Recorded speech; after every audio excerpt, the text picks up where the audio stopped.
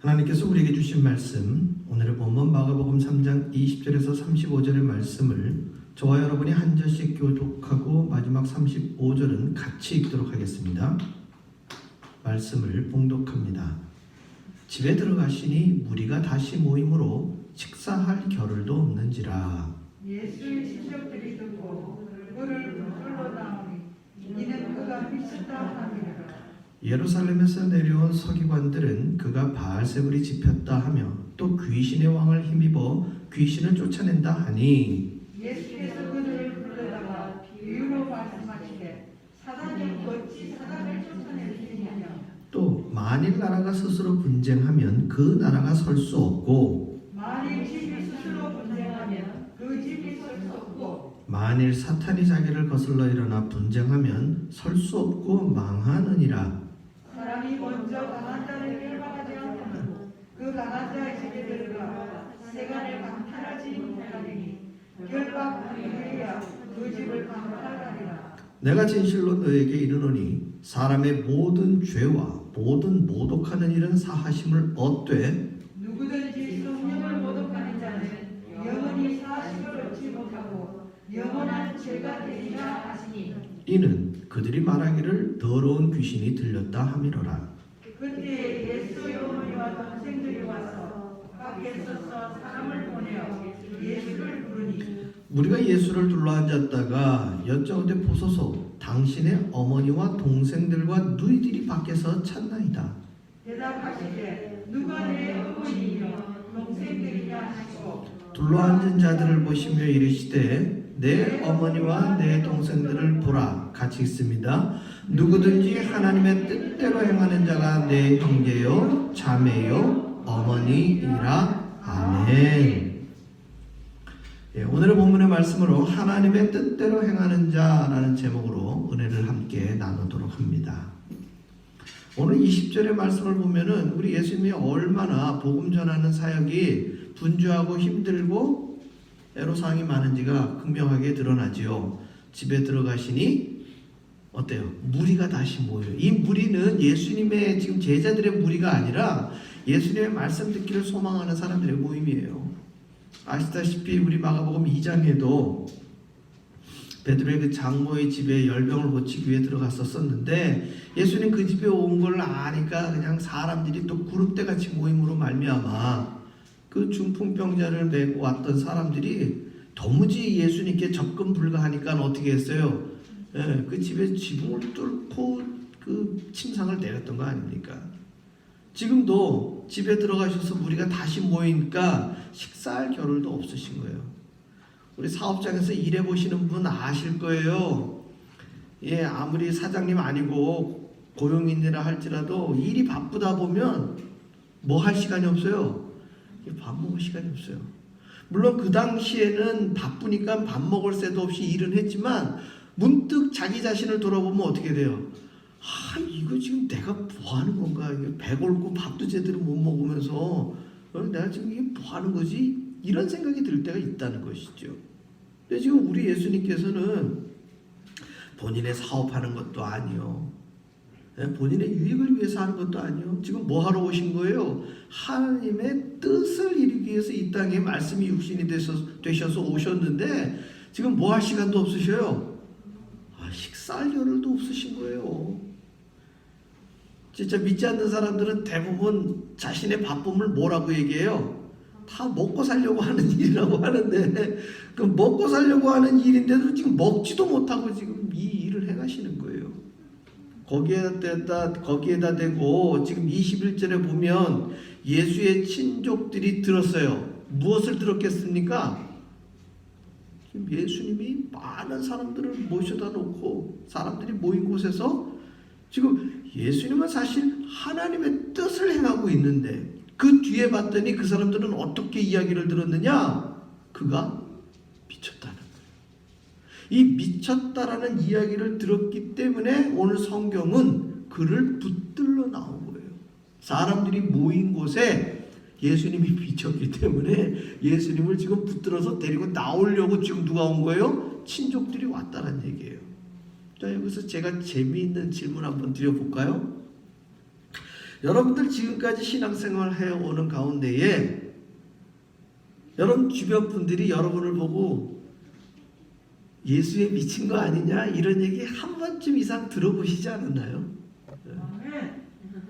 저 같은 경우도 사실 하이틴 그 중고등학교 시절에 그냥 3일 예배며 주일 예배며 금요 심야며 그 당시에는 심야가 아니라 뭐였어요? 철야였지. 철야는 뭐예요? 밤을 새는 거예요. 그 당시는 토요일날 학교도 가는 학생인데 금요일날 밤에 12시에 교회를 가가지고 그러니까 한 11시 반쯤 가죠. 12시에 통금이 있었던 시대이기 때문에 12시부터 통금 해제가 되는 새벽까지 교회에서 기도를 하고 찬송을 부르고 그렇게 시간을 지내는 거예요. 그래서 철야입니다. 저희 부모님은 예수님을 안 믿던 시대이기 때문에 제가 그렇게 열심히 교회를 다니는 걸 보고 뭐라고 이야기하셨느냐, 예수 미쳤냐, 이게 뭐 하는 짓이냐 학생이, 이런 얘기를 그대로 하셨다라는 것이죠. 특히나 저희 어머님이 제 귀에 못이박히도록 한 말씀이 있으세요. 야, 예수 믿으면 쌀이 나오냐 떡이 나오냐, 이 이야기를 하셨어요. 그렇게 예수를 믿다가 제가 2000년대 중반쯤에 한국에서 어떤 교회에 집에서 가까운 그 교회에서 제가 준전임으로 섬기게 되었어요. 그 준전임으로 섬기게 되는 그 교회에서는요, 목회자들한테 그 성미를 주었어요. 성미. 여러분들 성미를 들어보셨는지 모르겠지만 성도님들이 교회의 예배 시간에 봉헌할 때 헌금만 내는 것이 아니라 쌀을 가지고 오셔가지고 교회에 이렇게 큰 진짜 우리로 치면 뒤주 같은 상자가 있어요. 거기에 당신들이 어떤 분은 뭐 봉다리에 이렇게 쌀을 내시는 분도 있고 또 어떤 분은 이렇게 그 가죽 주머니 같은 이런 처들이 된 주머니에 쌀을 준비해서 붓습니다. 그래 놓으면은 그저 한 2주쯤 지나서 거기에 쌀이 그득해지면은요, 여전도회에서 그 담당하시는 분이 그거를 우리 전임 목회자들 머리수대로 그걸 이렇게 적절하게 나눠가지고요, 그 쌀을 주셔요. 예수 믿으니까 뭘 받았어요? 쌀을 받았죠. 그리고 또 우리 지난 부활절날 우리 떡을 백설기라든지 이런 무지개 떡이라든지 이런 걸 나눠서 함께 먹게 되었는데요.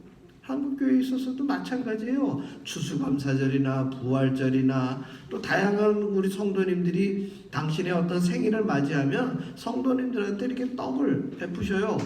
그럼 함께 나누는 그 떡을 또 제가 가져다가 또 누굴 갖다 드려요? 저희 어머님을 갖다 드리죠. 어머니 예수 믿으면서 떡도 나오고 쌀도 나옵니다. 우리가 예수를 전심으로 믿을 때에 사실 세상 사람들의 이치로 본다면 우리의 예수 믿는 것은 이 상업적 논리, 비즈니스의 논리하고는 전혀 맞지 않아요. 왜냐하면 나오는 것 없이 들어가는 것밖에 안 보이니까.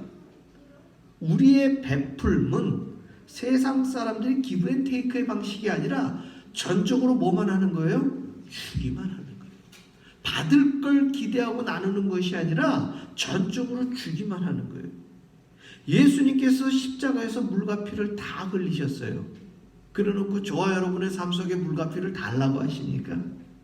우리가 교회에 와서 헌혈합니까? 심지어 저와 여러분의 죄를 위해서 십자가에서 죽으실 때 죄가 많은 사람에게는 물과 피를 다 쏟으셨는데 죄가 적은 사람을 위해서는 그저 피를 한 컵 정도만 흘리실까요? 아니면 우리가 성찬식 때 나누는 그 작은 잔, 우리의 죄가 그 정도밖에 안 돼서 우리는 성찬식 때 작은 포도주의 잔을 마시는 건가요? 그런 게 아니에요. 우리의 죄의 경중과는 상관없이 우리의 죄라는 것은 어떻게 될 수밖에 없어요? 죽을 수밖에 없어요. 이 죽을 수밖에 없는 죄를 해결하시고 이 죄의 권세, 사망의 권세를 깨뜨리시기 위하여 우리 예수님은 십자가에서 피뿐만 아니라 당신 속에 있는 수분을 다 쏟아내시고 전적으로 우리 각자의 죄를 위해서 십자가에서 완벽하게 죽으신 거예요. 이것이 하나님의 뜻이었기 때문에 예수님은 그대로 순종하고 행하셨다는 것이죠. 그런데 그 예수님의 행위를 친족들은 뭐라고 얘기했느냐? 예수가 미쳤다라는 거예요. 그리고 그 미쳤다라는 얘기는 이 가짜 뉴스를 만들어낸 사람들이 있다는 것이죠. 누구냐? 그게 22절에 등장하는 예루살렘에서 내려온 서기관들이에요. 이 서기관, 바리새인, 제사장 이런 사람들은요, 그 당시 종교 기득권자들이에요. 하나님의 말씀을 선포한다든가 죄 사함을 받았다든가라는 이러한 모든 종교적 권위는 누구만 해야 되느냐? 자기들만 해야 되는 거예요. 그런데 예수님이 그 일을 행하시고 있기 때문에 어떻게 해서든지 그분이 그렇게 선포하는 말씀이 잘못됐다라는 것을, 이것은 하나님 뜻이 아니라는 것을 일반 사람들에게 계속 가짜 뉴스를 전파해야 되는 거예요. 그래서 예수님의 친족들도 그가 바알세불이 집혔다, 귀신의 왕을 힘입어 귀신을 쫓아낸다, 이러한 얘기들의 가짜 뉴스를 듣고서 예수님을 찾아왔다는 것이죠. 사랑하는 성도 여러분, 예나 지금이나 사단은 우리 앞에 귀신같이 나타나고 마귀같이 나타나고 우리를 무섭게 해서 예수를 못 믿게 하는 게 아니에요. 만약에 그렇게 나타나면 우리는 어떻게 할까요? 나사렛 예수의 이름으로 명하노니 사탄아 물러가라, 귀신아 물러가라, 마귀들아 물러갈지어다 하면서 우리는 오히려 경계하고 우리의 믿음을 더 단단히 한다는 것이죠. 그러나 귀신과 사탄은요, 그런 식으로 자기의 정체를 드러내지 않습니다. 아주 교묘하게. 오늘 보니까 누가 등장합니까? 친족들이 등장하는 거예요. 친족들은 가장 가까운 친족은 누구겠습니까? 아까 말씀드린 죄송합니다. 돌아가신 어머니를 디스해서 지금은 천국에 계신 소망이 있기 때문에 자신 있게 얘기를 합니다만은, 어머니가 자녀를 향해서, 아들을 향해서 너 예수 믿더니 미쳤냐? 이 이야기를 한다는 것이죠. 아버지 역시도 마찬가지였죠. 네가 향후 어떻게 살으려고, 배 걸고 살으려고 지금 신학 공부를 하겠다고 하는 것이냐? 목사가 되면 너 먹고 사는 거 그거 나 해결 못 해준다? 제게는 아버님이 두 분이 있죠.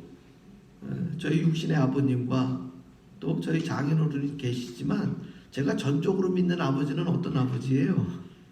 하나님 아버지죠. 하나님 아버지. 결국 가까운 가족들, 친족들이 저와 여러분의 신앙생활, 향후 예수를 믿게 되는 모든 사람들한테 첫 번째 위협과 걸림돌을 제공하는 본인들이 된다는 거예요. 이것은 여러분, 예수를 믿지 않기 때문에 나타나는 현상이 아니라 예수를 믿어도 그러한 현상들은 우리들의 삶 속에 언제든지 나타날 수 있다는 거예요. 그래서 하나님께서 가인에게 주신 명령을 우리는 기억해야 돼요. 죄가 내 문 앞에 엎드렸으니 너는 그 죄를 다스려야 되는 거예요.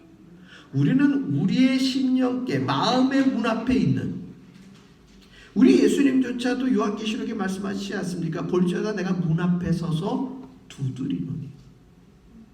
그 마음의 문을 여는 그와 함께 더불어 먹고 마시겠느라고 이야기한 것처럼, 우리는 우리의 마음 문 앞에 우리 성령님이 계시지만 또 누가 있어요? 죄가 문 앞에 있는 거예요. 첫사람 아담 이후에 죄악의 DNA가 우리의 가슴 속에, 우리의 심령 가운데 자리를 잡았기 때문에 우리는 우리 스스로 죄를 절대 이길 수 없습니다. 그렇기 때문에 죄를 어떻게 돼요? 다스려야 되는 거예요. 컨트롤해야 되는 거예요. 이것은 저와 여러분의 몫이라는 것이죠.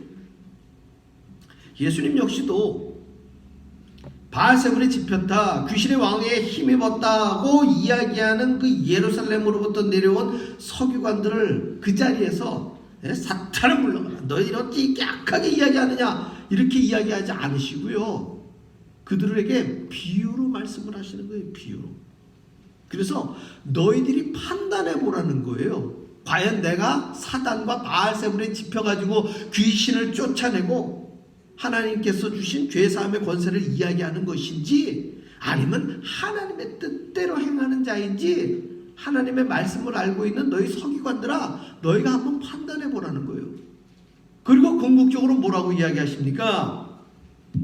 28절이에요. 내가 진실로 너희에게 이르노니 사람의 모든 죄와 모든 모독하는 일은 사하심을 얻되, 29절입니다.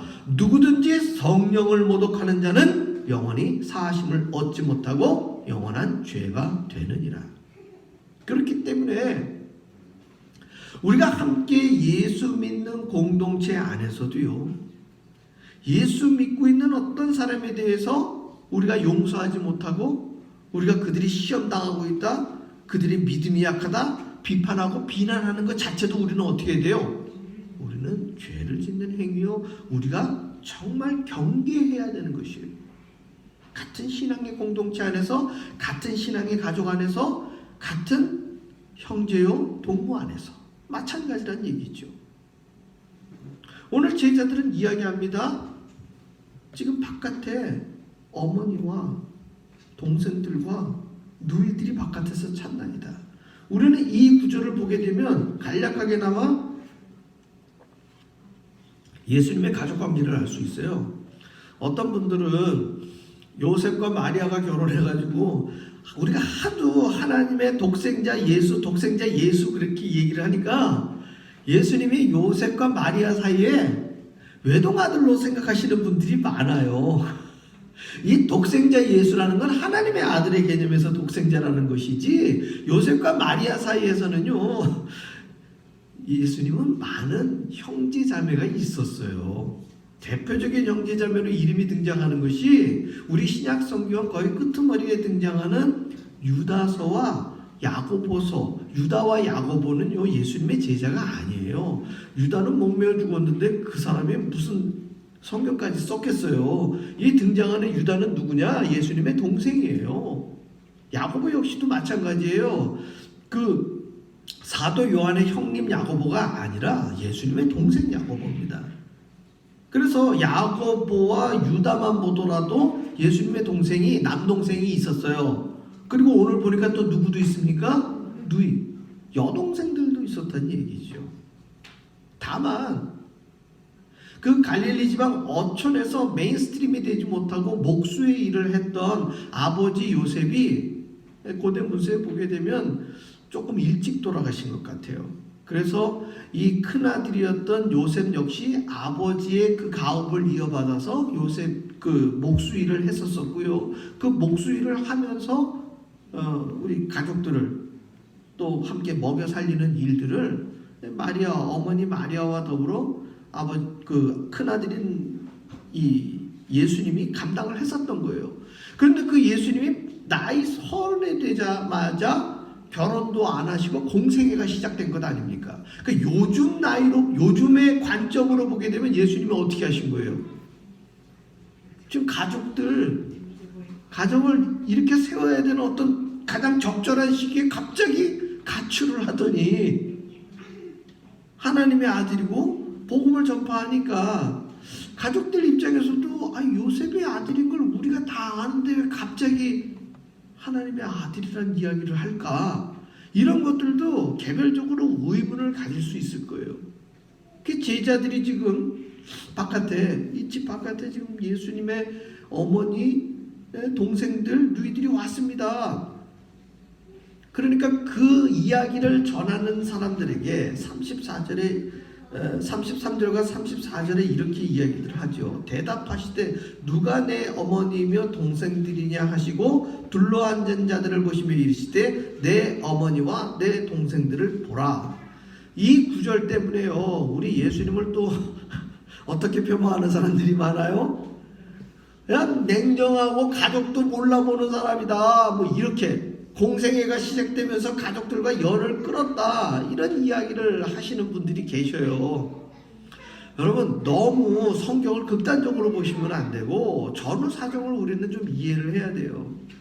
아주 비근한 예로 저의 얘기를 비유로 들어서 참 죄송합니다만은, 제가 2000년도 중반에 아까 말씀드린 전임 사역을 하고 있었을 때에 제가 섬기던 그 구역에 어르신께서 이 주차기에 갑자기 주차기, 왜 한국에는 주차 차를 넣으면 이렇게 오르락 내리락 하는 그런 주차 엘리베이터가 있지 않습니까? 그게 갑자기 작동이 잘못돼 가지고요, 그 주차기에 깔려서 척추 골절을 입으신 그런 성도님이 계셨단 말이에요.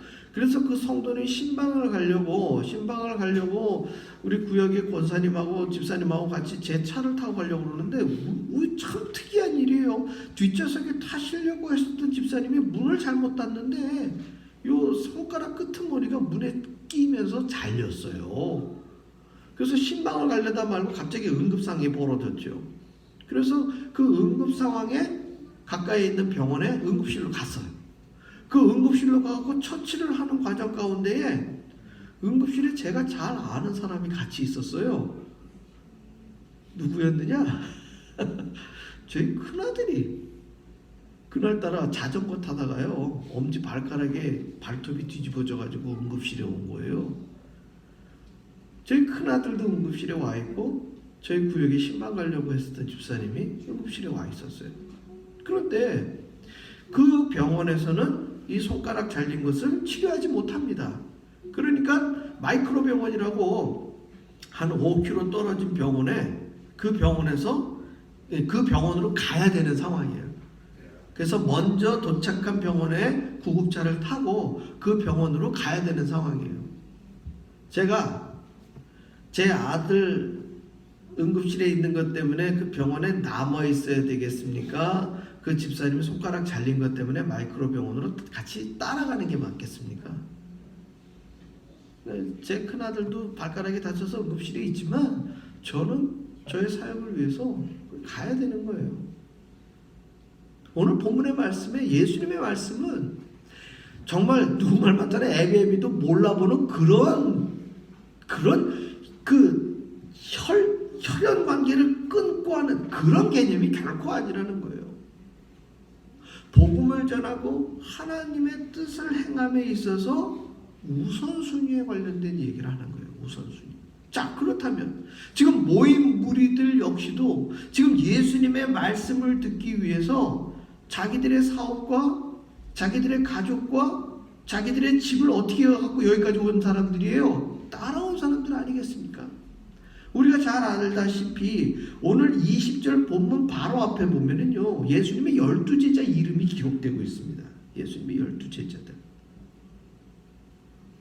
세관에 앉았던 레위에게도, 우리 마태복음서에는 그 마태죠.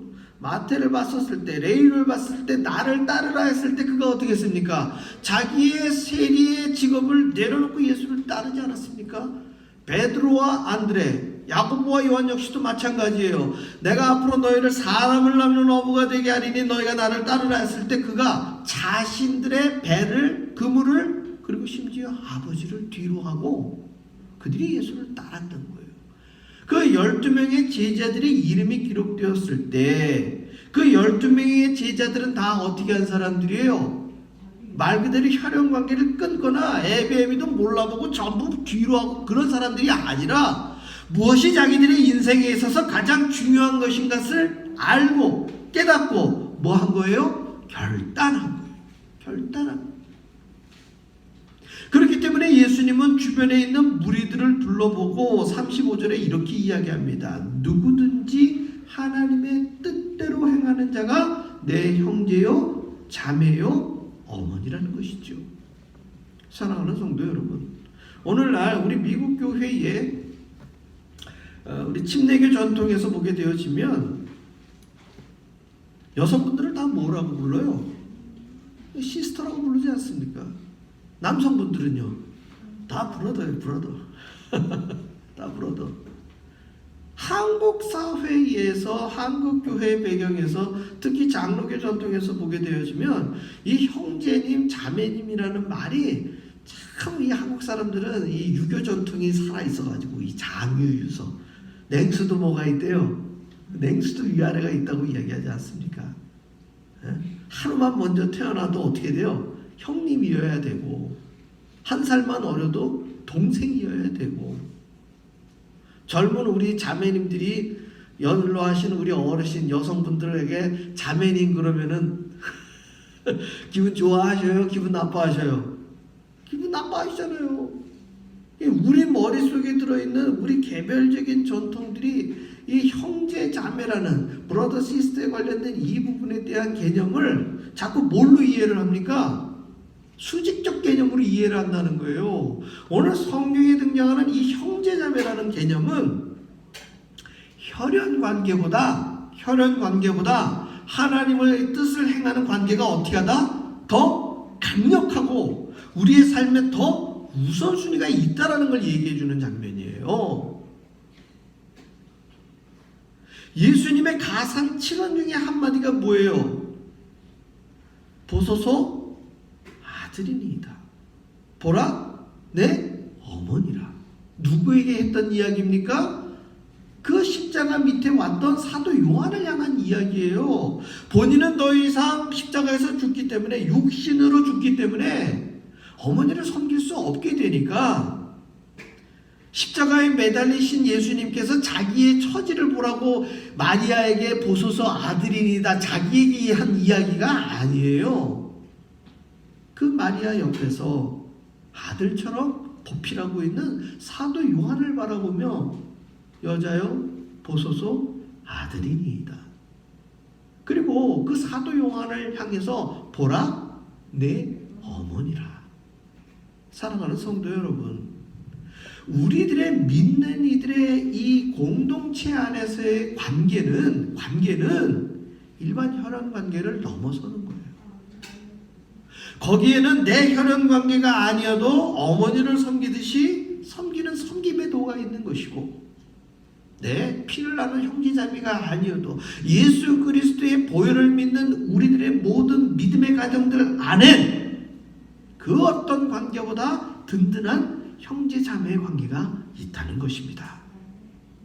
이것이 우리의 삶 속에 녹아들 때 내 이웃을 내 몸과 같이 사랑하라는 예수님의 계명을 특별히 붙들지 않고 외우지 않더라도 우리는 우리의 신앙의 삶 속에서 그 계명을 어떻게 하는 거예요? 그냥 자연스럽게 지키는 거예요. 우리의 삶으로 녹아들어가는 거예요. 오늘 말씀의 제목, 하나님의 뜻대로 행하는 자.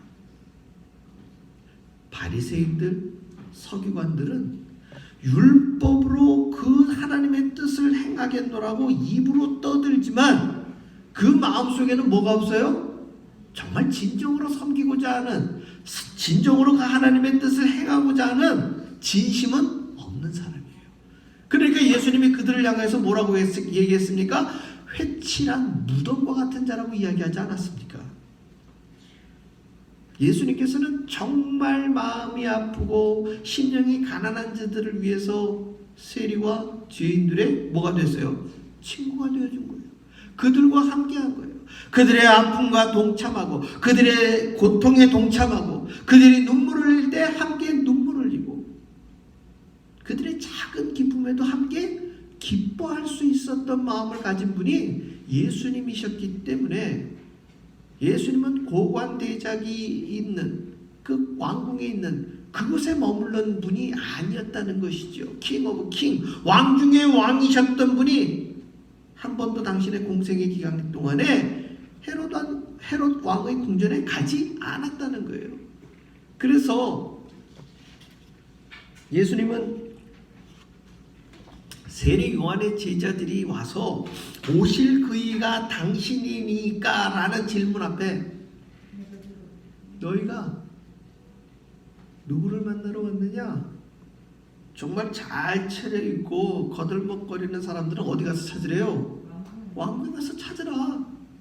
그러나 너희가 본다면 옛적 선지자들이 한 눈먼 자가 눈을 뜨고 말 못하는 자들이 말을 하고 이 아픈 자들이 치유받는 이것이 이루어지는 이 현장에서 행하여지는 이 모든 일을 본다면 누가 메시아인지 너희는 정확하게 알 수 있을 것이라는 것을 세례 요한의 제자들 앞에서 그대로 이야기합니다.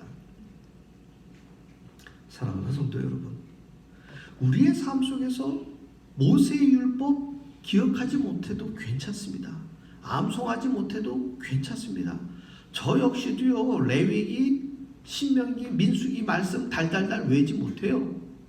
그럼에도 불구하고 우리가 하나님의 뜻을 행하기 위해 율법 한 줄은 서기관이나 바리새인들처럼 암송하지 못한다 할지라도 저와 여러분의 심령 가운데에 누가 형제요, 누가 자매요, 누가 어머니인지를 진심으로 고백할 수 있다면 저와 여러분은 하나님 보시는 하나님의 뜻을 행하는 자인 줄 믿습니다. 기도하겠습니다. 할렐루야. 아버지 하나님, 오늘도 하늘을 바라봅니다. 부활승천하시어서 우리에게 약속의 말씀을 주고 하신